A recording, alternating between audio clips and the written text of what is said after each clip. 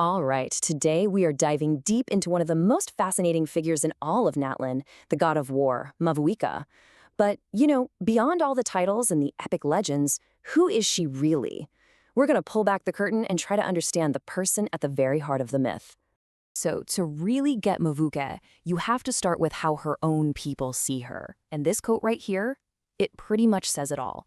She's not just a leader. She's seen as the absolute pinnacle of strength. She's the standard that power itself is measured against. To really get to the core of who Mavuika is, we're going to peel back the layers. We'll start with her public image, then dig into her genius-level mind, witness an absolutely incredible sacrifice, and finally, land on the childhood promise that kicked this whole thing off.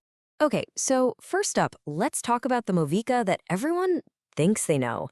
The awe-inspiring god of war, the one they call the son of her nation. As the Pyro Archon, Mavuika is seen as the absolute embodiment of strength. I mean, she carries the weight of her entire nation with this incredible sense of duty, and it's earned her this unwavering devotion. To the people of Natlan, she's so much more than a ruler. She's a living, breathing spiritual symbol, as essential and powerful as the sun itself. But here's where it gets really interesting. How does this supreme, godlike figure actually interact with her people on a daily basis? It is not what you'd expect, and it really paints a much richer, more complex picture of who she truly is. And this right here, this is the core contradiction of her personality. On one hand, yeah, she's the leader of a nation, this supreme deity whose icy stare can shut down any nonsense in a second. But on the other, she's like this enthusiastic big sister you'd find laughing and playing cards, joining in drinking contests, and just chatting with anyone at the local inn. She's somehow both divine and completely wonderfully human. And you know what? Nothing shows this better than this one little story. Someone spills a drink on her, an Archon, and instead of getting mad, she just casually uses her immense power to dry her hair. It's hilarious, and it shows she values a good time and camaraderie way more than her official status. And look, Mavuika herself says it, plain as day. She draws a thick, bold line between the roles she has to play and her actual identity. Archonhood is a job, it's a huge responsibility, for sure, but it doesn't define the person underneath it all. So, if that's not who she is, then who is she? Well, at her core, Mavuika is a perfectionist, a super methodical thinker who finds genuine joy in the simple process of getting better at things. Now, for her, being a perfectionist, it's not about being nitpicky or slow. It's a whole philosophy.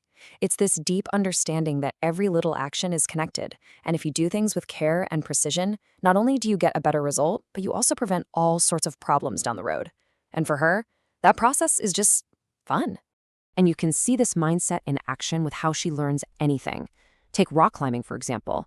She didn't just go out and climb. No, she deconstructed it. She studied every move, recorded herself to analyze every tiny flaw, and then systematically tested solutions for every problem she found. It's a method so incredibly effective that she can blow past people who've been masters for decades in just a single year. And this obsession with process, it even shows up in her hobbies. She absolutely loves puzzles, not just for the thrill of solving them, but for mastering the process of solving them. And when she runs out of new puzzles, she just invents new, crazier ways to solve the old ones, like doing a jigsaw puzzle with all the pieces flipped completely upside down. It's the challenge she's addicted to. And that really gets to the heart of her philosophy. Mavuika just completely dismisses the whole idea of natural talent. For her, improvement itself is a skill, something you can actually learn. And once you master how to get better, well, then anything is possible. You just got to put in the work. All right, so keeping that incredible, methodical mindset in mind, let's turn to the single greatest example of it, a plan that has been quietly ticking away for half a millennium. Yeah, 500 years. That's the kind of timescale Mavuika was willing to commit to just to achieve her one ultimate goal, to completely wipe out the abyss invasions that were threatening her home. I mean, that level of long-term planning is just, it's almost impossible to even wrap your head around. So what did this plan actually involve? Well, it required the ultimate sacrifice. She came up with the idea, convinced all the other leaders it was the only way, and then willingly gave up her own life, stepping into the sacred flame, all so she could be reborn centuries later to finish the job. She literally sacrificed her entire existence for Natlan's future. And you have to understand, this wasn't just some cold strategic decision. It was deeply, deeply personal. Before she went into the flame, she sat with every single one of her warriors, listening to the stories behind the precious things they were offering up as fuel. She chose to become a living library, a vessel for the hopes and memories of an entire generation. I mean, listen to what she says herself. The moment the plan was set in motion, everything else just stopped mattering. Her possessions, her relationships, even her own life. In her mind, all of it was secondary to the mission of protecting Natlan. The plan was absolutely everything. So, where does that level of commitment even come from? It's staggering. And it wasn't forged when she became a god. No, it was born from the quiet observations of a young girl. We have to go all the way back to her childhood. It all started with a question from her little sister, Hein. Just a simple, innocent question from a kid, right? But it planted this profound seed in Mavuika's mind about what leadership and responsibility really mean. It made her question what it truly takes to protect the people you care about. But the moment that changed everything was when she saw her dad, a national hero, come back from war. Yeah, the Ode of Resurrection could bring him back from a fatal wound, but it couldn't erase the thousands of smaller cuts, the exhaustion, the pain etched on his face. And for the first time, young Mavuika saw the true, brutal, grinding cost of war. She felt the gaze of death. And her response? Wow.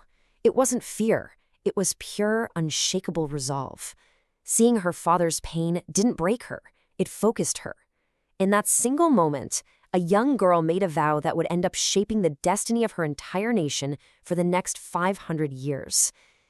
And that, right there, is the real secret to her incredible strength. This whole mission, this 500-year plan, it's not just the duty of an Archon. It's personal. It's about a promise she made as a little girl, a promise that was sealed by the look of pride and trust in her parents' eyes.